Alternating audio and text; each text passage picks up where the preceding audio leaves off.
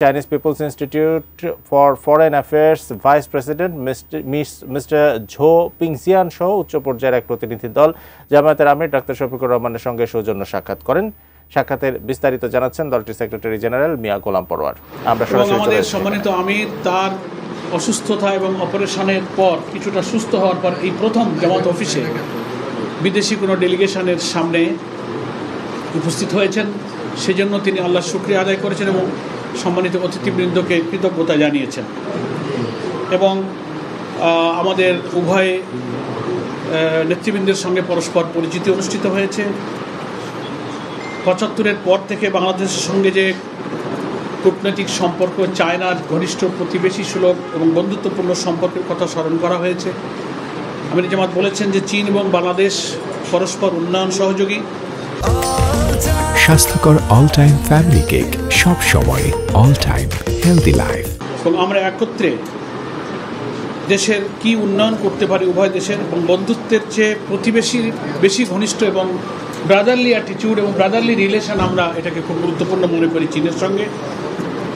বাংলাদেশ অর্থনীতি সহ সামগ্রিক বিষয়ে নিজের পায়ে দাঁড়াবার চেষ্টা করছে, এটা চায়না নেতৃবৃন্দের সামনে আমাদের অমিত সাহেব আশাবাদ ব্যক্ত করেছেন।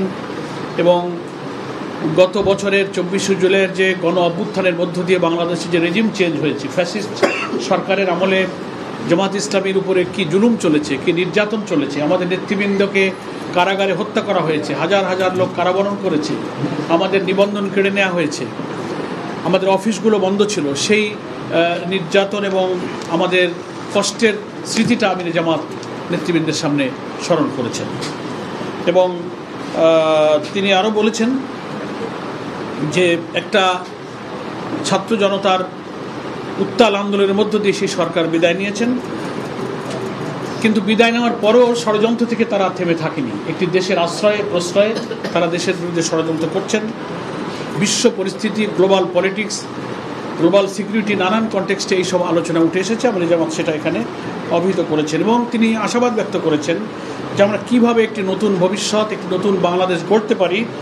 দুদেশের মধ্যে সেই সৌহার্দ্যপূর্ণ সম্প্রীতিপূর্ণ আলোচনা তিনি প্রতিনিধি দলের সামনে তুলে ধরেছেন। বাংলাদেশের অর্থনীতি, আমাদের ব্যাংকিং ব্যবস্থা যে একেবারে লুট হয়ে গেছে, করাপশন, অর্থ পাচারে আমাদের অর্থনীতি যে ফোকলা হয়েছে, সেটা তিনি তুলে ধরেছেন। জামাত ইসলামী সবসময় গণতান্ত্রিক প্রক্রিয়ায় বিশ্বাসী এবং একটি নির্বাচনমুখী দল।